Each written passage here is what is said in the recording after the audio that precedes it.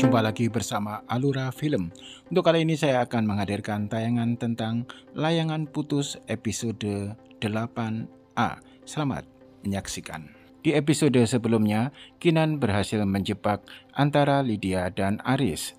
Kinan lalu menyampaikan kepada mereka berdua bahwa dia sudah memiliki bukti yang cukup untuk melaporkan mereka berdua ke polisi. Kinan akhirnya pergi dan mempersilahkan mereka untuk menikmati makan malamnya. Keesokan harinya, Kinan mengunjungi Lola dan menunjuk dia sebagai penasehat hukumnya. Lola juga mengundang Aris dan menjelaskan bahwa dia terancam dengan pasal 284 KUHP dan diancam dengan hukuman 9 bulan penjara. Lola menjelaskan bahwa Kinan sebagai kliennya memberikan dua opsi untuk Aris.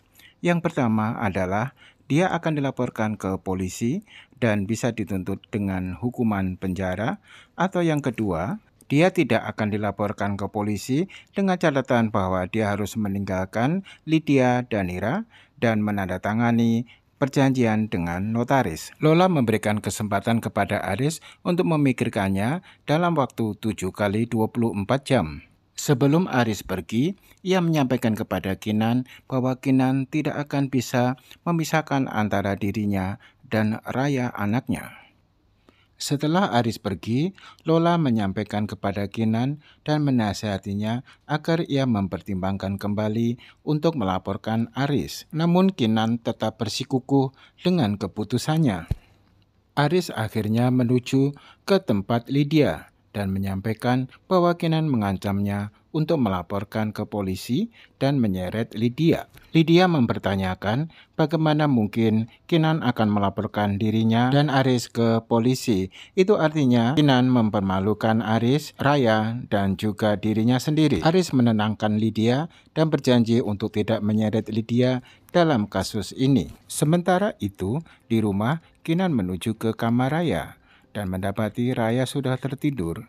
Namun tiba-tiba Raya bangun dan menanyakan mengapa ayahnya tidak pulang. Sementara itu, teman-teman Aris mendatangkan pengacara untuk Aris. Pengacara tersebut menyampaikan kepada Aris bahwa Aris akan kalah. Selain Aris akan menghadapi tuntutan penjara, hak asuh anak, dan juga tunjangan untuk mantan istri dan anak. Pengacara tersebut akhirnya menyarankan kepada Aris untuk menggertak balik Kinan.